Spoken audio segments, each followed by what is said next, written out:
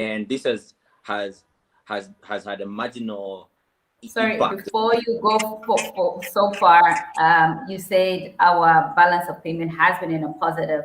Just really briefly, for the viewers that are tuning in for the first time, balance of payment is a wild animal. Tell us what it is before we get Well, lost. Yeah. our balance of payment basically looks at more or less of our current account of how our trades are faring. Yeah. So it basically looks at import against export. Okay, which largely comes to impact our current account as a country. Okay, So so it means that we are exporting more than we are yes, importing if it's in a yes, positive.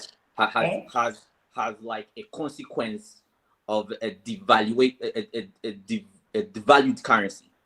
So it's like a Okay. consequence. It's not because of anything. Because so you see, since we are largely an import-based country, our balance of payment has always been in deficit. Okay, it's been in the minus. But now that we had stopped, generally as a citizenship, we had stopped importing because of the cost of goods out there, because of the dollar, obviously. Our import position started to reduce. But remember, our copper prices have been on the rise. So we've been exporting more copper, and the copper prices have been up, ranging close to 9.3, 9.4 per And that's the ton. highest they've been in a very long time. In fact, ever, Yeah, right? yes, Yeah. yes, yes. That was the first time it started. It was an 8-year high. So the last time we were like that, I think, was around 2012. That's the last time the copper prices were higher to those levels. And when it started going up, it was around 9.7, 9.6.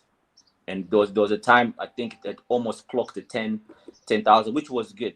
But on the other side of the country, we were still not importing because we did not get the impact of the dollar receivables just as yet. So that consequently put us into a positive. That's what happened with the balance of payment. Yeah. So coming to your point, it's actually good right now that we are receiving more export receivables than we are importing. It actually also has an impact on our currency. Mm-hmm. Great. So, so we've done the what, we've done the why, and Yeah. where, this exchange rate thing. We were discussing something about the government coming in.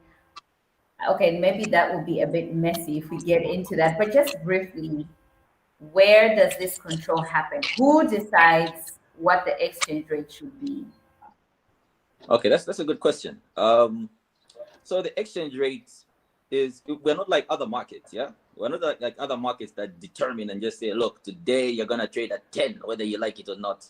Our the exchange rate is decided by the markets, by the demand and supply.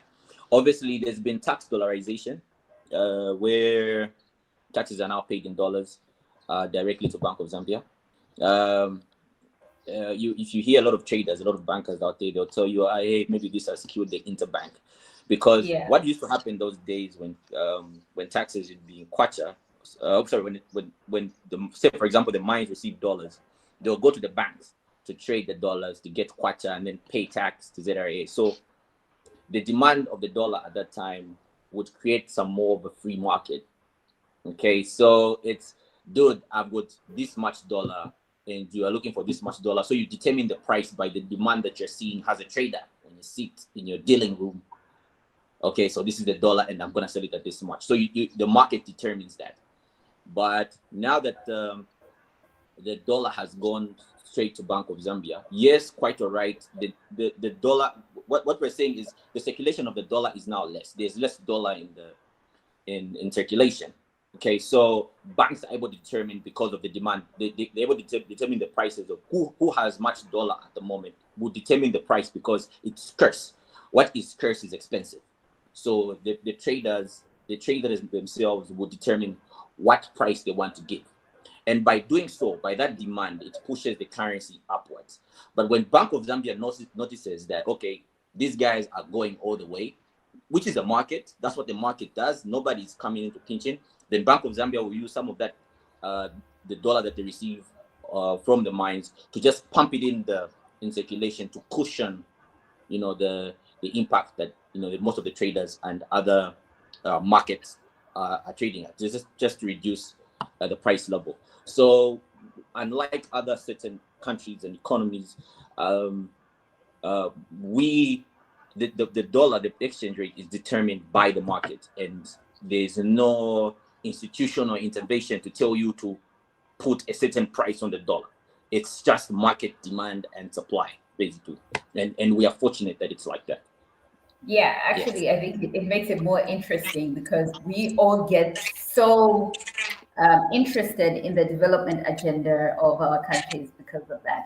Now, is it safe to say, actually, I'm going, yeah, is it safe to say, based on your explanation and based on, just, yeah, this is basically the knowledge about the exchange rate. Can we Yeah. then say that the kwacha is more scarce right now than the dollar, and so the dollar is dropping? No, I think the kwacha can never be scarce as No, okay. long I as. mean, like, we know that there's somebody pumping in more dollar to, Okay. to mess around with us. But just for the Okay. knowledge sake, why there's those fluctuations based on the explanation that you just shared, that Okay. yeah, Okay. it's demand and supply. You get my question now, yeah? Yeah. Yeah. So what we have right now is a reflection of an increase of dollar in circulation. So remember how we defined the exchange rate, right?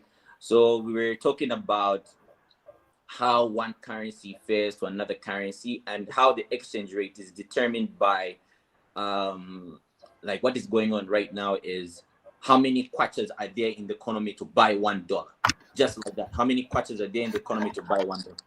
Yeah. So basically, what we're looking at is we have more dollar inflows coming into circulation. Okay, so by those dollars, we are having far much, it's like the space for the kwacha is decreasing. So we're saying we need less dollars to buy, we need less kwachas to buy the dollars that are available. So it's basically more of a dichotomy kind of way. So what we are having is more dollar in circulation than there was before. Thereby, you know, if you remember what we said about scarcity, so the more Yeah. it comes, the cheaper it gets. So if you're all over the place, you become cheap. Like, we've seen these as even how girls would describe themselves. Expensive people are not always You seen, just or like us. not You always, just like us so, girls, yeah. right? So it's that kind of thing. So if you're all over the place, you're gonna be cheap. That's what it is. So that's what happening to the dollar. So we're having a lot of dollar inflows, uh, and the cause I have like eight points here that show why the dollar has increased, and because of that, it becomes a bit cheaper and cheaper. Of course, it's still far more expensive than the kwacha, but Yeah. by that it becomes a little bit cheaper. Yeah. And now let's get speculative. Let's start our speculations. Like, The oh, speculation. Yeah.